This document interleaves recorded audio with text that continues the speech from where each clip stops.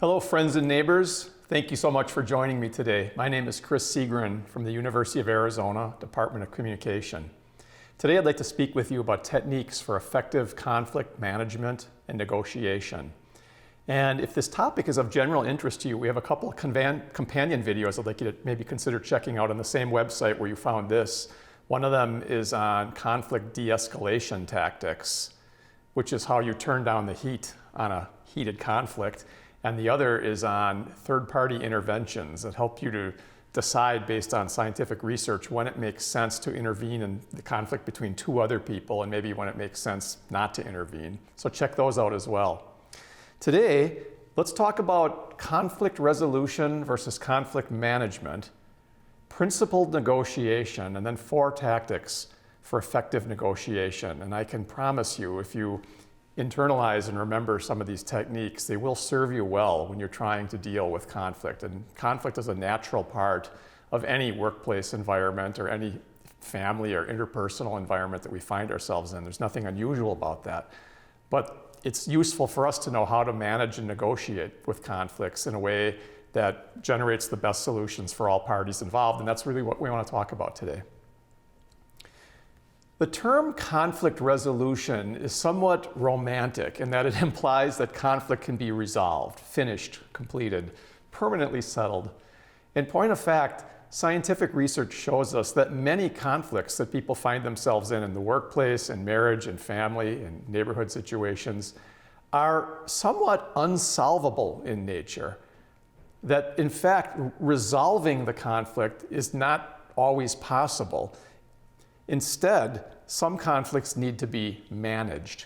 Simple conflicts can be resolved, but some more complicated conflicts, and you may find yourself in many of those, really need to be managed. Conflict management implies that it's not an on or off kind of thing, but rather it's an enduring thing, something that we need to manage.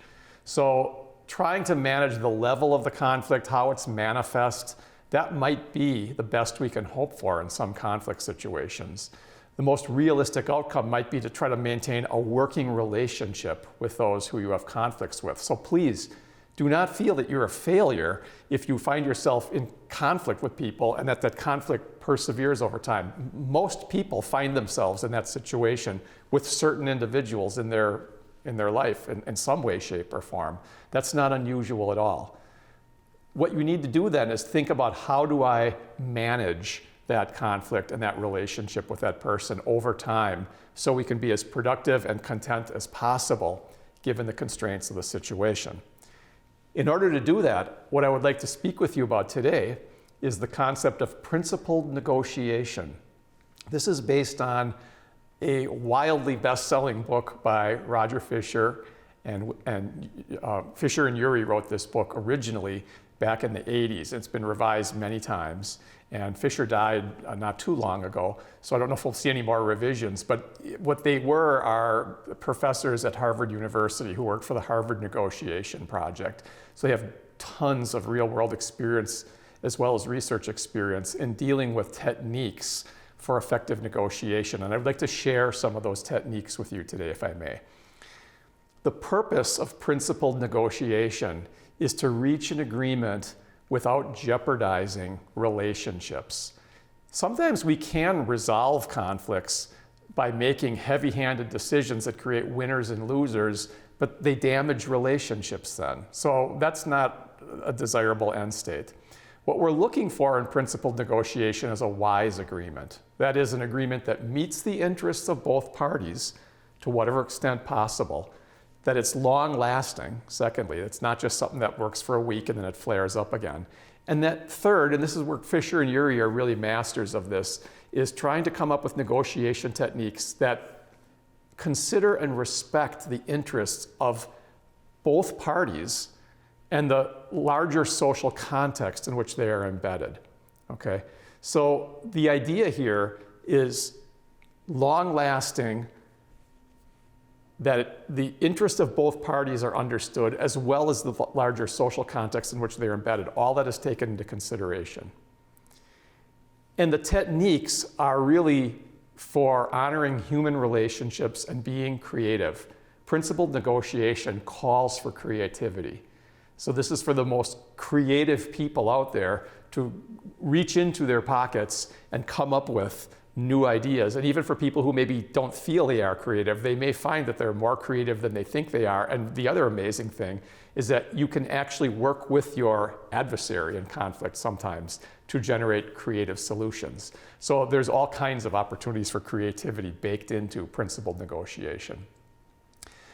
4 tactics for effective negotiation that Fisher and Ury have described in their work with the Harvard Negotiation Project, and I want to share those with you.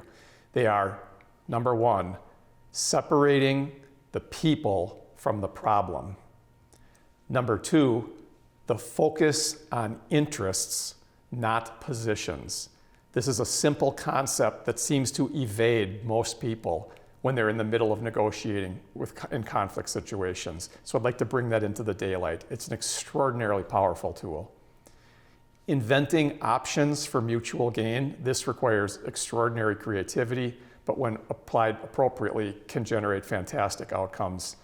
And last, insisting on objective criteria. This is something where people, I think, cut corners very often in their conflict management and how they decide on what makes sense without necessarily having objective criteria. So these are what I would like to unpack as 4 very powerful tools for effective negotiation when you find yourself in a conflict situation with another person. Let's begin by talking about separating the people from the problem. And I want to break this down into 4 pieces: perception, emotion, communication, and prevention. All 4 of those are essential to being able to separate the people from the problem. When we go into a conflict situation, it's natural to see the other person as the problem. Joe wants this, Mary wants that. But effective conflict resolution, or if you can't make it to resolution, even management, involves separating the identities of those people and really focusing on the problem. So let's begin with our perceptions. First thing we need to do is put ourselves in their shoes. This is not merely an exercise in empathy. It actually can give you a strategic advantage in negotiation if you have the ability to see the conflict from the perspective of the other person. So try to put yourself in their shoes. Try to understand what they're seeking. It'll put you in a much better position to resolve, or if you can't resolve, at least manage the conflict, if you understand the conflict the way they understand it.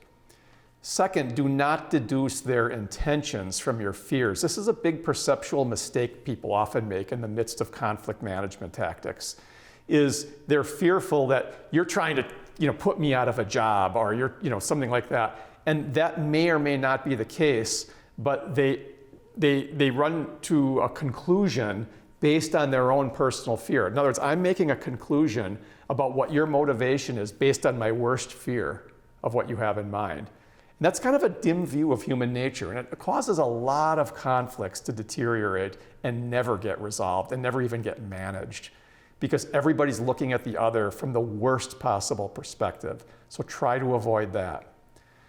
Don't blame them for the problem. Right? Look at this as a problem that we're going to work on. We're going to try to jointly come up with a solution to it, but don't blame them for the problem. There's often way more, and we'll get into this momentarily, to a conflict than what meets the eye at the surface. That if we really understood what was driving the conflict, maybe we wouldn't. But it's natural to just see them as presenting their disagreement with you and then blame them for it. Can't do that. And here's another one. Try to help your adversary save face. Try not to engage in face-threatening behaviors, blaming and accusation, things like that. Try to help them walk through the conflict with you, negotiate with you in a way that keeps them looking at least reasonably good. So criticism, contempt, blaming, those kind of things, that's face-threatening. Got to avoid that. Put yourself as almost an ally in some sense, or at least a colleague who will try to help resolve the conflict. It's okay to disagree with people, but we shouldn't blame, we shouldn't criticize. Another effective mechanism for separating the people from the problem is managing emotions, recognizing and understanding their emotions and yours. It's normal when people are presenting us with disagreement and saying, I think you're wrong. That can be threatening. That can make us angry. Remember, your goal is to manage your own behavior. You can't manage the behavior of other people, but you can manage your own behavior. And when emotions get flared up and cause us to behave in ways that are not effective, the whole management process can fall apart. If you can't manage the other person's behavior, at least manage your own and be aware of your own emotions and be aware of theirs and think about what might be driving that. It's okay during negotiation or conflict to let the other party let off some steam. Sometimes sitting and listening and expressing agreement where it's plausible can make a lot of sense. If they have things on their mind, let them talk it out. So often, I find that in negotiations, your best tool is to break the ice and then just let them talk and sit and listen and let them work some of that energy out of their system to bring down the blood pressure level a little bit, and then you can start actually negotiating. It's a smart thing to consider. And then don't react to emotional outbursts. Again, you can't control the behavior of other people, but you can control your own. People will sometimes get angry, they'll fly off the handle. Don't react to that. Keep a calm demeanor as best you can and just absorb that. Let that come in and flow out of you. And hear what they're saying, take with it what you can, but consider it as part of the process of letting other people let off steam. There may be emotional outbursts. Don't start reacting to each other's emotional outbursts. It'll not help the negotiation process at all. Next, we have communication. Very important part of negotiation, obviously. Listening actively is very important, and acknowledging what is being said. So occasionally jump in when you're listening and paraphrase, here's what I'm hearing you say, so it seems that you want, these kind of things. Check your understanding and be open to the idea that maybe I'm misunderstanding you, so correct me if I'm wrong, but here's what I'm hearing from you. Okay, so that's part of active listening. Speak to be understood, and don't be vague, this is not a time for oblique communication. Be very clear, very straightforward, very simple if possible in negotiations. And speak about yourself, not them. One of the basics of effective conflict management is to try to use you, the word you, as little as possible, using I. I think, it seems, I thought, I did, I want. It seems to me, referring to the self is fine, sharing your point of view, but you is a kind of an accusatory term that may not sit well with most people you find yourself negotiating with. So be very hesitant about you statements. Our communication and how we manage it is so important for effective negotiation. And then prevention. Prevention is about keeping the negotiation process from falling apart. So try to build a working relationship. This is what I was saying earlier. See if you can build a working relationship with this person. We have a disagreement, it's a problem. The problem isn't you and the problem isn't me. So let's work on the problem to the best we can as colleagues and see if we can come up with a solution to it. And always face the problem, not the people. It's not me against you. We're not butting heads, my will against your will. It's a problem that's inherent in our relationship, and we just happen to be the co-owners of that problem. So let's see if there's a way that we can work together to try to resolve this problem. If you take these ideas seriously and put them into practice, separating the people from the problem, you're going to be in a very, very important first step to very effective conflict management. Then we have focusing on interests, not positions. This is the masterful tool of every capable conflict negotiator. Knowing a person's interest and not getting distracted by their position. Let's talk about that.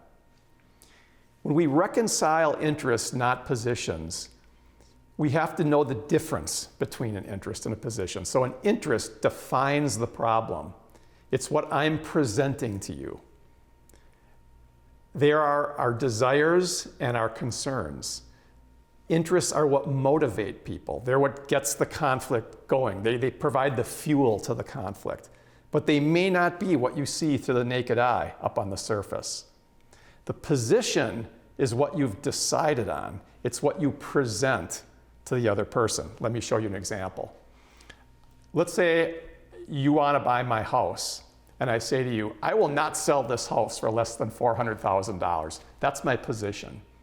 So you think, okay, we got to bicker about price now.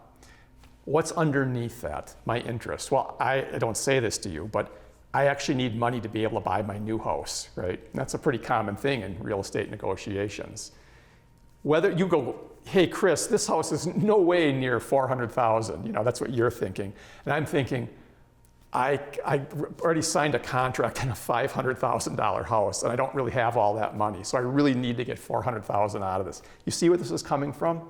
You've probably had times in your life you've seen an ad for something maybe on Craigslist or a real estate listing, and you go, boy, that person's crazy. They're asking way more for that than it's worth. You're commenting on their position. But think about what's their interest? What's driving them to do that? You might think, well, they're just greedy. Well, I suppose that could be. But there may be more to it than that. Maybe it's my son and daughter are both graduating from high school in the next year, and I'm going off to Ivy League schools, and I'm really broke, and I want to put them through school and this kind of thing. Those are the interests that people have. So part of effective negotiation is drilling down and trying to find out what are those interests, because that's how you really negotiate for effective conflict management.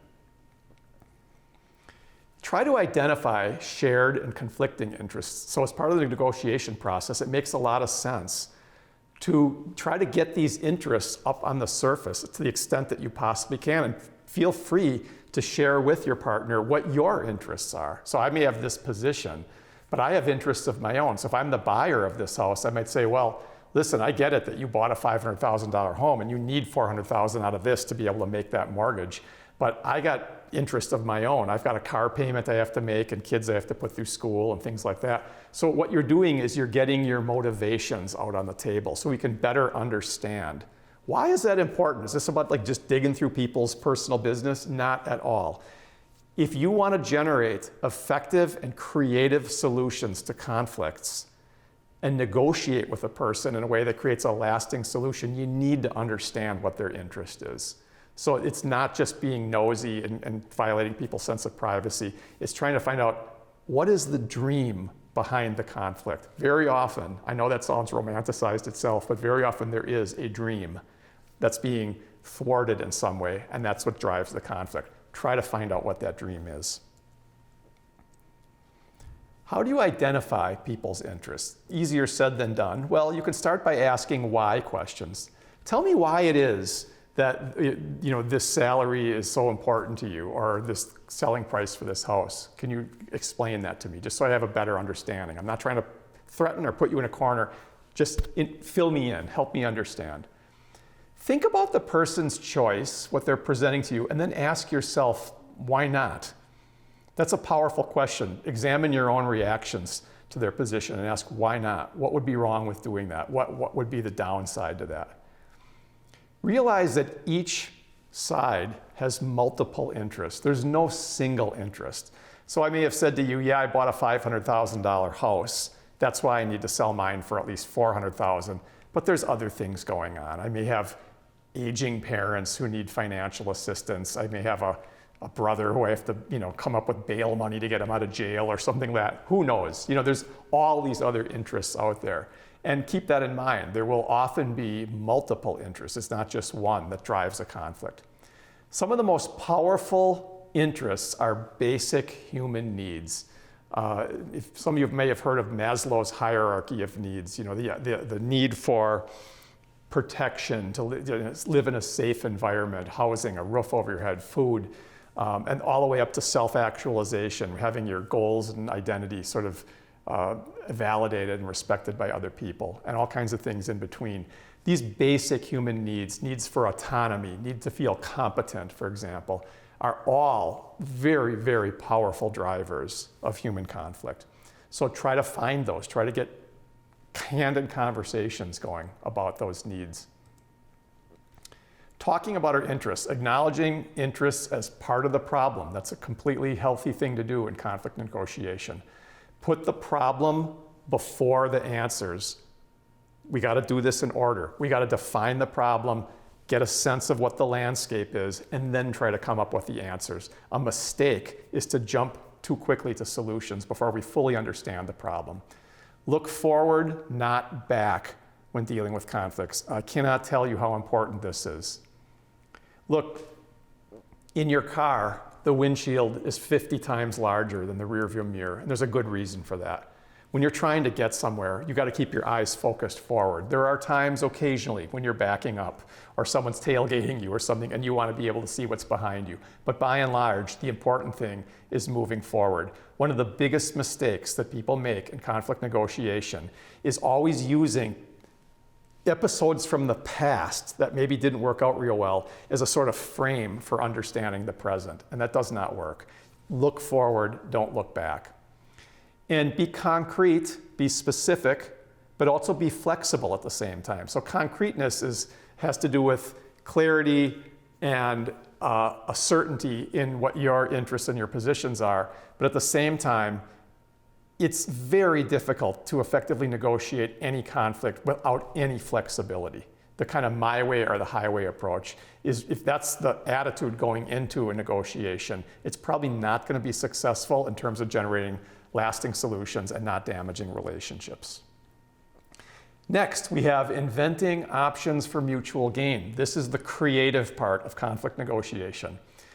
When we're diagnosing a conflict and trying to understand the interests driving the position, be careful in that diagnostic process of some pitfalls. For example, premature judgments, jumping to conclusion. You want all this money for this house because you're just greedy, right? That's it. I'm going to ascribe a personality trait to you. When again, there may be way more to the story to that I don't understand. Another one is an assumption of a fixed pie, assuming that your winning means my losing, right?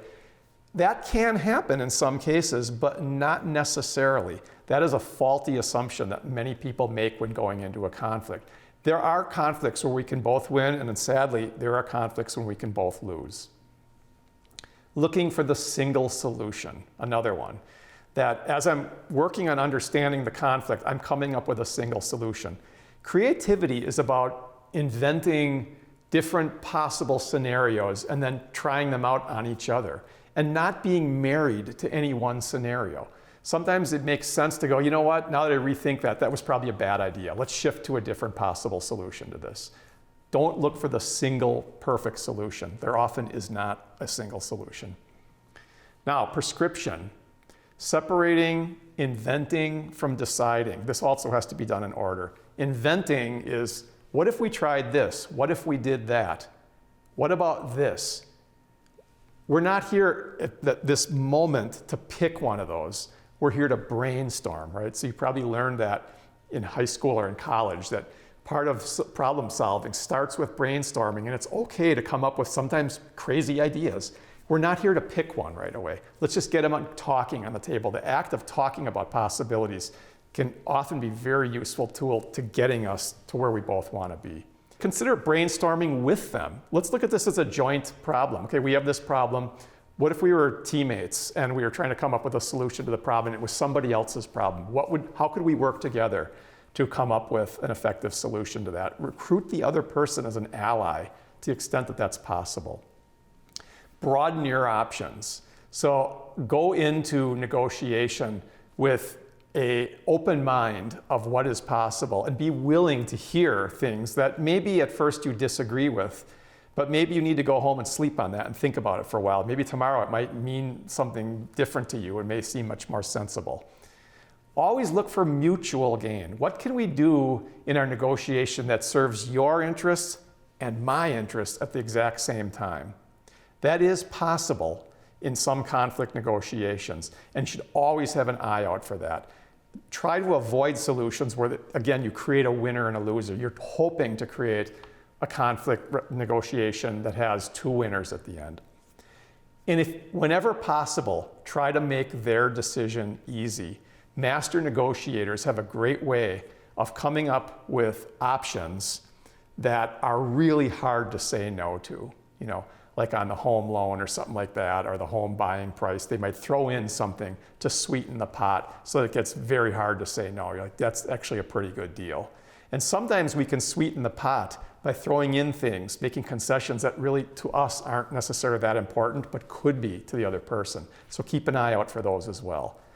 The best negotiations are ones where you can go into them, you can come up with options, and it's just, like I said, almost impossible for the other person to say no to them because you've offered them such a sweet deal. But you've also protected your own interest in that negotiation. That is a possibility.